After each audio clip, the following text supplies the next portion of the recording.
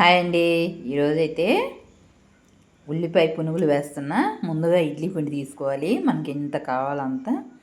ఇప్పుడైతే ఇందులోకి 2 స్పూన్లు బియ్యం పిండి వేయటం వలన కరకరలాడుతూ ఉంటాయి పునుగులు అయితే.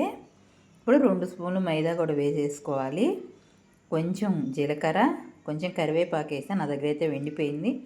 అల్లం ముక్కలు, పచ్చిమిర్చి, ఉల్లిపాయలు, కొత్తిమీర ఎక్కువ వేసుకోవాలి. ఉల్లిపాయలు పిండి మీద కొంచెం తగ్గించి వేసుకున్నాను నేనైతే.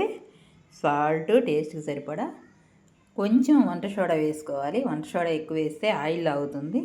నేనైతే ఒక 1/2 స్పూన్ కూడా ఉండదు, చేతి నిండు అయింది అంతే. కొంచెమే వేసుకోవాలి. ఈ పునుగులకి కొంచెం వంట సోడా ఎక్కువ పట్టదు, అంతేనండి. ఇది బాగా కొంచెం జారుగా కలుపుకోవాలి. మనకు పునుగులు వేయటం వీలైనంత విధిగా వేసుకొని కలుపుకున్నాం కదా. ఇప్పుడైతే ఉల్లిపాయ పునుగులు వేసుకోండి. ఈ విధంగా వేసిన పునుగులు పైన క్రిస్పీగా, లోపల సాఫ్ట్గా చాలా బాగుంటాయండి. ఇందులోకి అయితే నేను పచ్చి చట్నీ చేశాను, చాలా బాగుంటాయి. మీరు ఒకసారి ట్రై చేయండి, ఖచ్చితంగా బాగా నచ్చుతాయి మీకు కూడా. అంతేనండి, చాలా బాగుంటాయి. మీరు ఒకసారి ట్రై చేయండి.